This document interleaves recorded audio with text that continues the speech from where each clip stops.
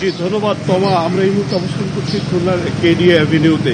এখানে যে secondary dumping পয়েন্টটি রয়েছে, এখানে গতকাল রাতেই 10টার মধ্যেই কিন্তু ময়লা আবর্জনা অপসারণের কথা ছিল, কিন্তু আমরা যখন এসেছি তখনও দেখি যে ময়লার স্তূপ কিন্তু পড়ে আছে। আমি যদি এই ডাম্পিং পয়েন্টের চিত্রটা একটু দেখাতে চাই, যে এখানে গতকাল পর্যন্ত যে কোরবানিগুলো দেওয়া হয়েছিল সেই পশুর বর্জ্য এবং সেই উপকরণও কিন্তু এখানে রাখা হয়েছে। তবে সিটি কর্পোরেশন কিন্তু কাজ করছেন। গতকাল সিটি মেয়র এখানে যে সিটি প্রশাসক দায়িত্ব ছিলেন নজরুল ইসলাম মঞ্জু, তিনি কিন্তু বলেছিলেন যে রাত 10টার মধ্যে আমরা সকল প্রকার কোরবানির যে বর্জ্য সেটা অপসারণ করবো, কিন্তু সেটা কিন্তু হয়নি। আমরা কিন্তু এখনও ময়লার স্তূপ কিন্তু এখানে জমে থাকতে দেখেছি। এখানে কোরবানির পশুর বর্জ্য যেমন আছে, উপকরণ আদি আছে, এবং কোরবানির কাজে যে সমস্ত ব্যবহার্য মালামাল সব কিন্তু এখানে রাস্তার উপরে পড়ে আছে।